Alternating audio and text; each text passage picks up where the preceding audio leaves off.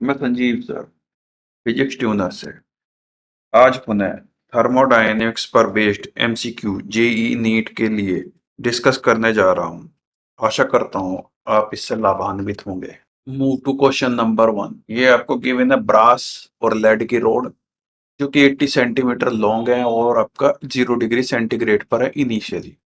आपने इसका temperature rise करके 100 डिग्री सेंटीग्रेड किया, तो देन ब्रास और लेड की जो फाइनल लेंथ होंगी उनके बीच डिफरेंस कितना होगा, ये आपको यहाँ कैलकुलेट करना है।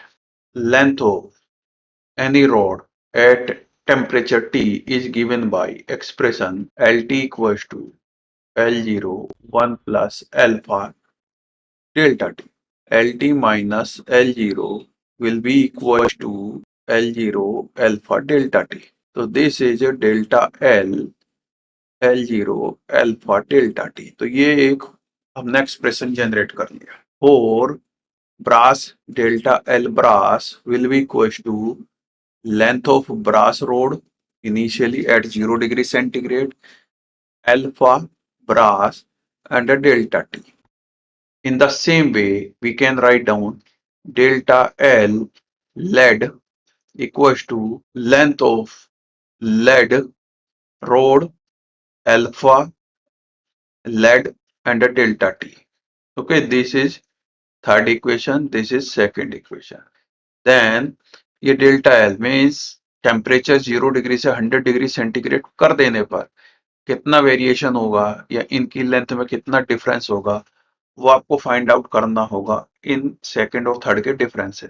अब आपको यहाँ देखना होगा कि अल्फा किसका बड़ा है। Alpha coefficient of a linear expansion lead का ग्रेटर है कि ब्रास का ग्रेटर। अब जिसका भी ग्रेटर होगा उसी की लेंथ ज्यादा राइज करेगी। तो ब्रास की 18 10 टू द पावर -6 अल्फा, जबकि लेड के लिए अल्फा आपको गिवन है 28 10 to the power -6। It means lead की रोड जो है उसकी लेंथ ज्यादा राइज करेगी इन कंपैरिजन टू ब्रास की लेंथ के। Then okay, delta L lead minus का डेल्टा एल ब्रास, इसको मैंने कह दिया डेल्टा एल है, तो that will be L lead alpha lead delta T minus का length of brass rod alpha brass rod at delta T. तो इसमें आपके पास इनिशियली लेंथ है ये तो आपकी दोनों की सेम ही है। इनिशियली क्या दिया है कि length of lead rod length of brass rod, ये तो दोनों 80 सेंटीमीटर गिवन है, इक्वल है। तो देन एल एल कॉमन कर लिया हमने क्योंकि ये दोनों इक्वल है। Alpha lead minus alpha brass और डेल्टा टी तो कॉमन है, ये डेल्टा टी गिवन है आपको 100 degree centigrade because initial temperature given था 0 डिग्री सेंटीग्रेड और फाइनल टेम्परेचर है 100 डिग्री सेंटीग्रेड। ओके, तो लेंथ है 80 centimetre initially. Okay, alpha lead के लिए और डेल्टा टी 0 डिग्री सेंटीग्रेड से 100 डिग्री सेंटीग्रेड तक राइज किया। It means delta T will be equal to 100 degree centigrade. Then solve out करिए आप इसे। 8000 10 तो 80 आपके पास बचता है, multiply 28 minus 18 10 and 10 to the power -6. तो it means this comes out 8 10 to the power -4 meter और 8 10 to the power minus का 2 centimeter or we can say 0.8 mm. So this will be the answer. Now move to question number 2. Three rods of a same dimension as shown. ये three rods हैं, same dimensions की हैं। तो find जो है आपका junction temperature जो इन तीन रोड्स का है थीटा, वो आपको कैलकुलेट आउट करना है। हीट फ्लो क्या होगा, कंसेप्ट अगर देखा जाए तो हायर टेम्परेचर से ऑलवेज हीट फ्लो करती है टू द लोअर टेम्परेचर। तो ठीक है, ये 100 डिग्री सेंटीग्रेड है, ये हमने अज्यूम कर लिया थीटा है। तो देन हीट इस वे में एक स्टार्ट होगी, कोई एच अज्यूम कर लेते हैं। तो देन इस जंक्शन पाने के बाद ये टू पार्ट्स में डिसोशिएट हो जाएगी। इस कंपोनेंट को हम H1 कॉल कर लेते हैं और इस कंपोनेंट को हम H2 कॉल कर लेते हैं। तो इट मीन्स जो आपकी H heat higher temperature region से स्टार्ट होगी वो आपकी जंक्शन पे आने के बाद दो डिफरेंट पार्ट्स में डिवाइड हो जाएगी। एक H1 अज्यूम कर लिया, दूसरे को H2। तो then H will be H1 plus H2 by the conservation of energy apply कर दिया। जितनी हीट यहाँ से स्टार्ट हुई उतनी हीट ये इस जंक्शन पे आकर दो पार्ट्स में डिवाइड हो जाएगी, H1 और H2 में। ये कंजर्वेशन ऑफ हीट एनर्जी है। तो ओके, तो H विल बी, H कैसे कैलकुलेट करोगे आप कि हायर टेम्परेचर से इस लोअर टेम्परेचर तक हीट फ्लो कर रही है, तो temperature difference is 100 degree centigrade minus theta के एरिया ऑफ क्रॉस सेक्शन, क्योंकि डायमेंशन एक ही है तो इसकी एरिया ऑफ क्रॉस सेक्शन तीनों रोड्स का हमने ए अज्यूम कर लिया एंड देन लेंथ को हमने एल अज्यूम कर लिया क्योंकि डायमेंशन सेम है and then this is again L. Okay, तो अब आप एच की वैल्यू आप जानते हैं, एच इक्वल टू होता है के A theta high temperature minus का theta low temperature upon L. L क्या है? रोड की लेंथ।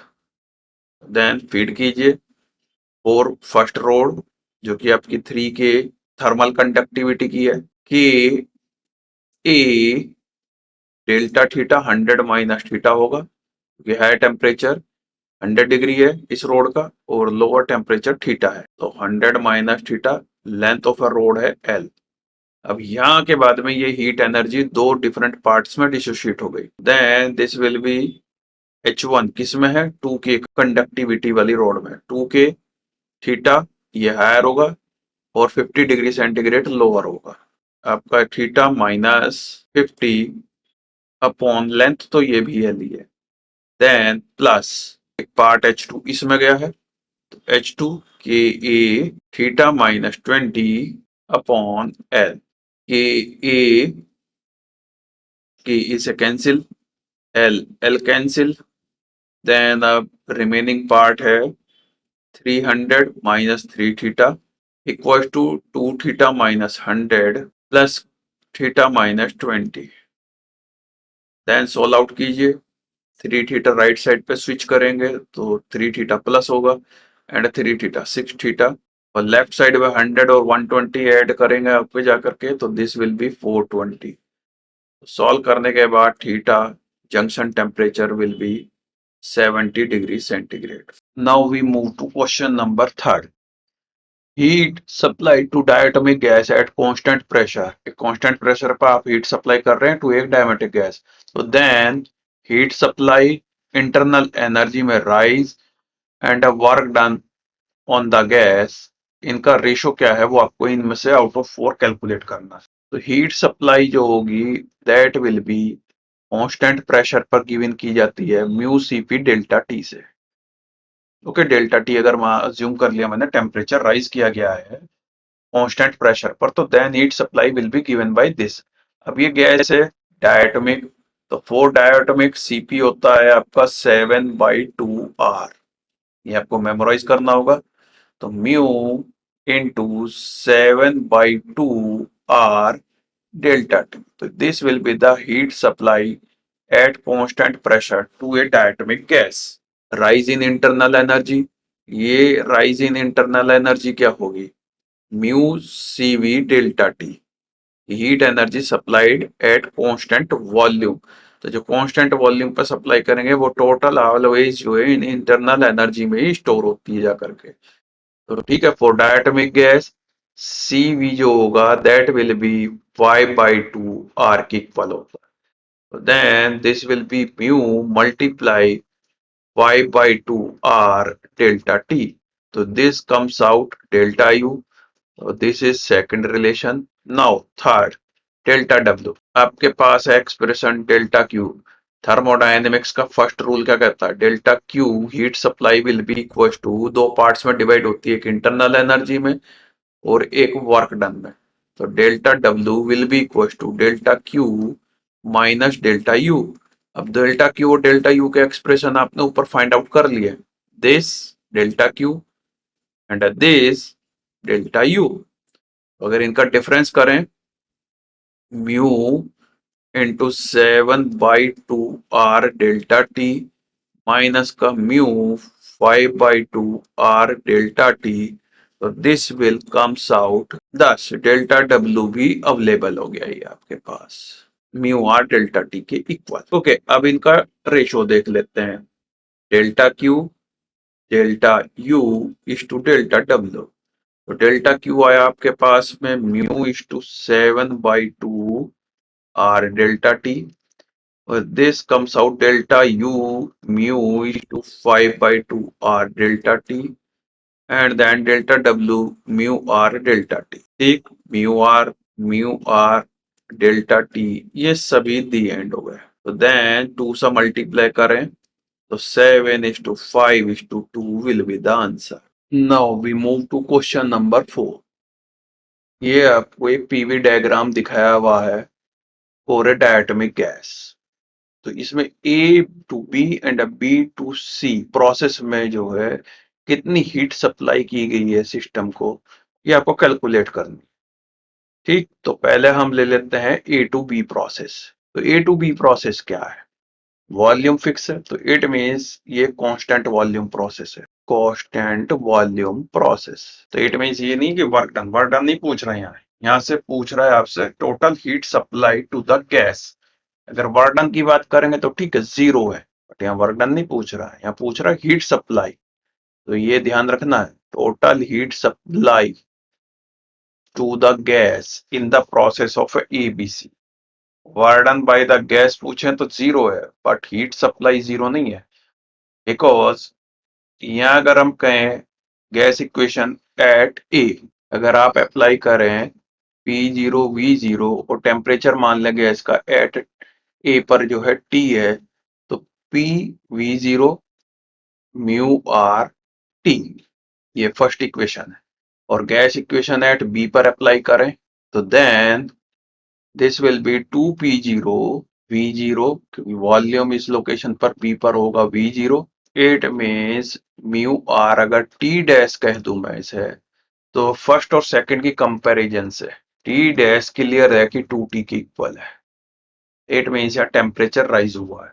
और टेम्परेचर राइज कैसे हुआ होगा कि हीट यहाँ सप्लाई की गई होगी, क्योंकि वॉल्यूम तो फिक्स है, वॉल्यूम फिक्स है, बट टेम्परेचर राइज हुआ है, तो वो हीट सप्लाई से हुआ होगा। कैलकुलेट करेंगे अगर हीट सप्लाई, तो देन कांस्टेंट वॉल्यूम पर हीट सप्लाई दी जाती है mu C V delta T से। तो म्यू मॉल समय नहीं गिवन है, तो म्यू अज्यूम कर लिया। C V for diatomic gas 5/2 R, और डेल्टा टी क्या होगा? 2T, और यहाँ है T, तो दिस विल बी 2T माइनस का T। अगर यहाँ टेम्परेचर T है तो यहाँ टेम्परेचर 2T है बी पर। तो this comes out mu is to 5/2 RT. So this is the heat supply during A to B process. Okay, अब नेक्स्ट मूव करते हैं for B to C process. From B to C process, अगर इसमें consider करें तो ये 2T temperature है, तो it means up to C पे भी टेम्परेचर 2T ही रहेगा, तभी तो ये आइसोथर्मल है। बात क्लियर हुई? तो आइसोथर्मल प्रोसेस है, तो टेम्परेचर फिक्स है कितने पर? इक्वल्स टू 2T पर। बात क्लियर है? अगर टेम्परेचर फिक्स है तो इंटरनल एनर्जी में तो राइज 0 होगा, डेल्टा यू 0 कहलाएगा। तो इट मीन्स जो हीट सप्लाई होगी that will be delta W. क्यों? क्योंकि आपका डेल्टा क्यू क्या होता है? Delta U plus delta W, ये हो गया 0, तो it means delta Q will be equal to work done. तो heat supply will be work done. Work done in isothermal process होता है म्यू आर टी डैश इसलिए दे रहा हूं क्योंकि यहाँ पर मैंने ये टी के टर्म्स में लिया हुआ, mu R T log of V final upon V initial. ये लॉग ई बेस वाला है। ओके, तो म्यू आर टी डैश क्या है? पूरा प्रोसेस 2T पर रनिंग में है, तो इट मीन्स टी डैश है वो 2T है, लॉग बेस ही वी इनिशियल है V0, वी फाइनल हो गया 2V0, तो V final is 2V0 upon V0। It means this comes out 2 mu RT log of 2। हाँ, इसे ln में लिख सकते हैं अगर बेस ई हटा करके लिखना चाह रहे, तो देन ये डेल्टा क्यू ये बन गया और क्यू ये आपके पास हो गया आइसोकोरिक प्रोसेस में एनर्जी सप्लाई या हीट सप्लाई, और दिस इज आइसोथर्मल प्रोसेस में हीट सप्लाई। तो टोटल हीट सप्लाई कैसे कैलकुलेट करेंगे, ऐड करेंगे total heat supplied to gas, it will be 5/2 RT plus 2 times mu RT log 2 बेसी पर। अब यहाँ पर अगर ध्यान दें म्यू आर टी क्या था फर्स्ट इक्वेशन से, म्यू आर टी तो हमारे पास है पी जीरो वी जीरो, क्योंकि सभी answers P zero V zero, तो ठीक है म्यू आर टी की लोकेशन जितनी भी आ रही है उनमें सब में P zero V zero feed कर दीजिए, 5/2 R outside and then mu R T को हमने लिख दिया P zero V zero, mu R T ये P zero V zero log base e 2, तो this will be the answer. Match करा लीजिए कौन सा है, दिस कम्स आउट 5/2, एक ही ऊपर भी है कहीं नहीं, 5/2 पी जीरो वी जीरो, तो third will be the answer. Now let us jump to next question number 5. In diagram two thermodynamic processes are given, then what will be the relation between work done ABC process and DEF process? ये चार relation आपको given है, इन चार में से कौन सा correct है वो आपको कैलकुलेट करना। ओके, ये आपका डायग्रामेटिकली तो क्लियर है कि अगर ए बी सी का एरिया देखें इस ट्रायंगल, तो इस ट्रायंगल डी ई एफ का एरिया अगर आप देखें कि एरिया सेम है, area of A B C equals to area of D E F, तो ये दोनों इक्वल है। अब यहां तक तो क्लियर हो गई स्टोरी कि ए बी सी ट्रायंगल ले लेते हैं and then D E F triangle ले लेते हैं। तो नाउ कंसीडर ग्राफ कौन सा ए बी सी, तो इस ग्राफ को आपने पिक कर लिया ए बी सी, तो then W A B C में क्या होगा, that will be work done under A B graph या A B line and work done under B C line, ये आपको कैलकुलेट करना है, plus work done under B C line. Okay, तो A B line में ये area होगा, ये total area of quadrilateral P A V zero and 3v0 plus ये तो आपने कैलकुलेट किया अभी डब्ल्यू ए बी। अब डब्ल्यू बी सी क्या बनेगा, डब्ल्यू बी सी होगा दिस एरिया, ये टोटल एरिया बनेगा W B C. Okay, this will be area of C B 3v0 then v0 and then again C, तो complete ये area है। अब इसमें से ध्यान देना है कि कौन सा पॉजिटिव है, तो अब ये एरिया लिया आपने, साइन तो इन्हें दिया ही नहीं, यहाँ volume A to B volume rising है, it means this will be the positive area. कि यहाँ बी टू सी में क्या है, वॉल्यूम 3v0 से डिक्रीज होकर के v0 हो गया, it means this area is negative in nature. बात क्लियर है, तो then this will be net area कितना बचा, ये आपके पास ऊपर वाला portion A B C triangle का एरिया बचा, और ये कैसा होगा नेगेटिव, क्योंकि ये बड़ा एरिया है ये छोटा एरिया है, तो माइनस का area of triangle A B C, तो ये आपके पास हुआ work done under process A B C. अब हम मूव करते हैं for D E F process. Okay, तो कंसीडर कर लीजिए अब आप D E F graph, work done under D E F क्या होगा, work done under D E line plus work done under E F line, तो देन डी ई लाइन में ये एरिया कंप्लीट होगा पूरा, अंडर डी ई लाइन लिख रहे हैं ना, work done D process D line, तो देन इसके अंदर जितना भी टोटल एरिया होगा that will be the work done, तो इसको लिखेंगे आप area D 4v0 and then 6v0। Okay, इसको प्लस और माइनस देखें तो यहाँ एरिया क्या है 6v0, यहाँ वॉल्यूम 6v0 से डिक्रीज होकर के 4v0 हो गया, it means this area will be the negative under area line EF area F6V0 4V0 E and then final है। तो ये टोटल एरिया ही एरिया अंडर EF लाइन होगा। और ये एरिया किस वे में होगा कि इनिशियल वॉल्यूम है 4V0 एंड फाइनल वॉल्यूम है 6V0।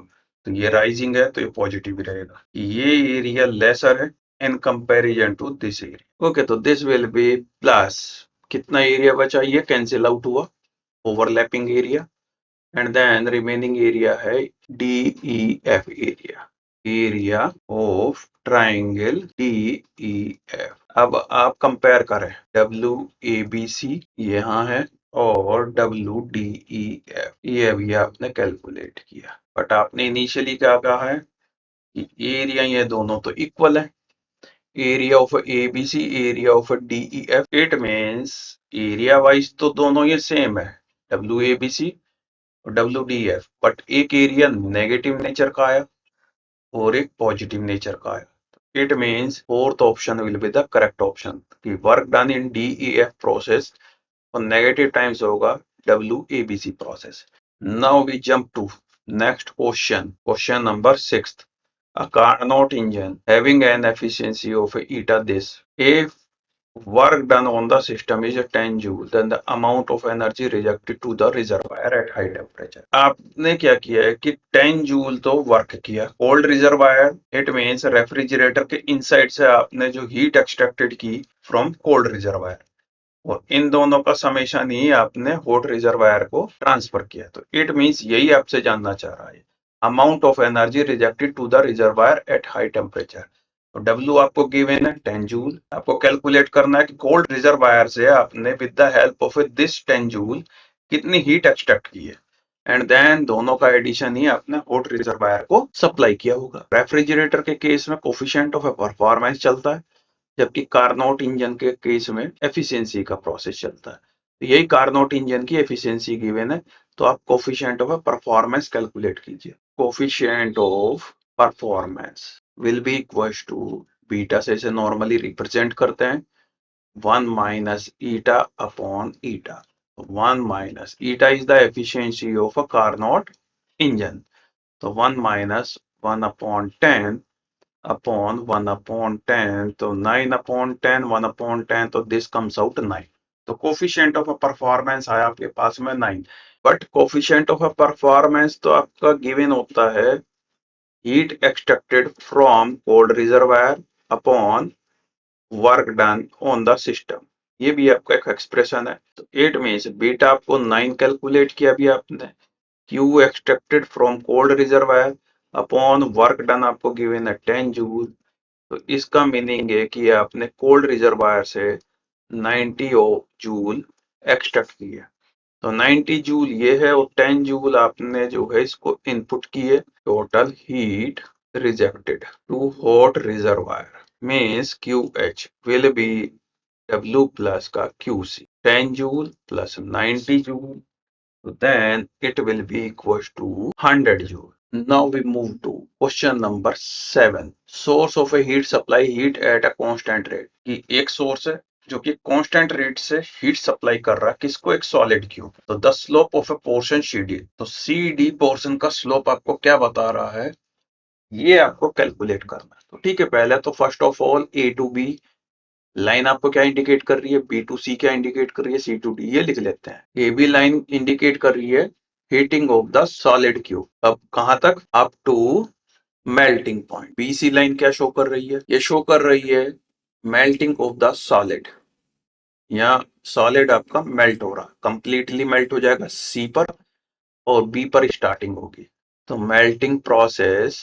तो ये आपको BC लाइन इंडिकेट करिए। देन CD, अब ये आपके पास यहाँ लिक्विड बन चुका है, C तक आते आते टोटल लिक्विड है, अब ये लिक्विड हीट हो रहा है।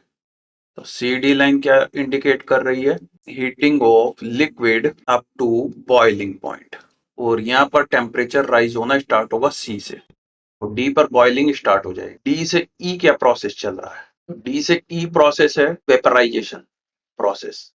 तो जो भी लिक्विड आपका D पे कंप्लीट हो गया, अब वो वेपर में कन्वर्ट हो रहा है D से E के ड्यूरिंग। तो DE लाइन क्या इंडिकेट कर रही है? Vaporisation of liquid. ये चल रहा है आपका D to E। E पर कंप्लीट वेपराइज हो चुका है लिक्विड। अब कोई भी E पॉइंट पर जो है लिक्विड का पोर्शन नहीं होगा, सब कुछ वेपर में है। डी पर स्टार्ट हुआ होगा vaporisation process. Okay, then EF क्या बता रहा है? जो वेपर है उसका टेम्परेचर राइज कर रहा है टू द अपर लेवल। तो टेम्परेचर राइजिंग ऑफ वेपर, तो वेपर का भी टेम्परेचर राइज ये EF लाइन इंडिकेट करे। लेकिन हमारा क्वेश्चन किस पर बेस्ड है? इनमें से CD लाइन पर। तो हम अपनी CD लाइन पर ही कंसंट्रेट करते हैं कि heating of the liquid up to boiling point. तो ये आपका CD लाइन जो इंडिकेट कर रही है वो कर रही है हीटिंग ऑफ द लिक्विड। तो ठीक है, लिक्विड को अगर आप हीट करते हैं तो जो हीट सप्लाई करते हैं वो that will be equal to Q is equal to MC delta T। ये हीट सप्लाई का एक्सप्रेशन है जब एक स्टेट चेंज ना हो रही हो। कंसीडर कर लेते हैं ये गैप ये डेल्टा T है and this is the heat supply Q। इसे मैं M पॉइंट मान लेता हूँ। तो ये हीट सप्लाई Q है। तो देन अगर डेल्टा T अपॉन Q कर लिया जाए तो ये 1/MC आएगा। और ये क्या इंडिकेट कर रहा है? Slope of a line CD। Delta T upon Q क्या इंडिकेट कर रहा है? This is slope of line CD। तो ये तो स्लोप इंडिकेट कर रहा है। तो आंसर हमारा होना चाहिए कि this is the inverse of the, ये क्या है? MC is a thermal capacity किसकी? लिक्विड की। thus the slope of CD line indicate 1 upon thermal capacity of the liquid। हाँ, आंसर जो है थोड़ा रॉन्ग है, ये inverse of the thermal capacity of a liquid होना चाहिए। Now we move to question number 8। Okay, तो इसमें कंसीडर कि आपको एक PV डायग्राम दिया है हीलियम के लिए। आपको कैलकुलेट करनी है change in internal energy from A to B process at A।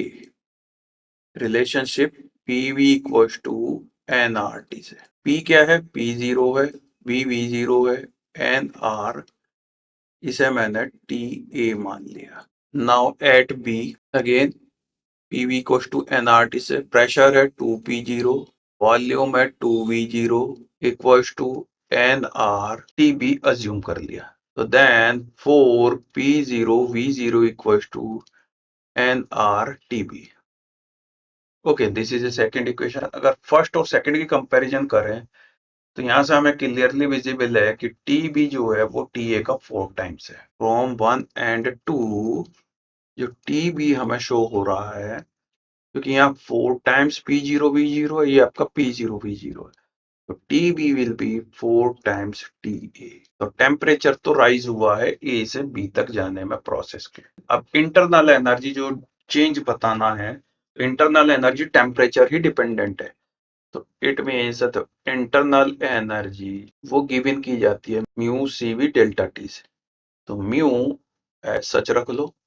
CV helium gas है और हीलियम कौन है? मोनोएटॉमिक गैस है। तो उसके लिए CV3/2R एंड डेल्टा T अगर फीड करें A to B में TB माइनस का TA। म्यू 3/2R TB है 4 टाइम्स TA माइनस का TA। ये TB 4 टाइम्स TA के इक्वल है, वो वैल्यू आपने फीड कर। Mu 3/2R and 3 times TA। Okay, तो म्यू आर TA तो हमने सेपरेट कर लिया, mu R TA। Then this is 9/, ये किस लिए किया? सो दैट इसकी वैल्यू आप रिलेशन फर्स्ट से। ओके, यहाँ म्यू लिख लिया है, ये n है, एक ही बात है। म्यू हो या n हो, वो नंबर ऑफ मोल पर रिप्रेजेंट कर रहे हैं। तो nRTA क्या है? P0 V0 के इक्वल है। तो यही आप P0 V0 के इक्वल ये डाटा फीड कर दीजिए and then this will be 4.5।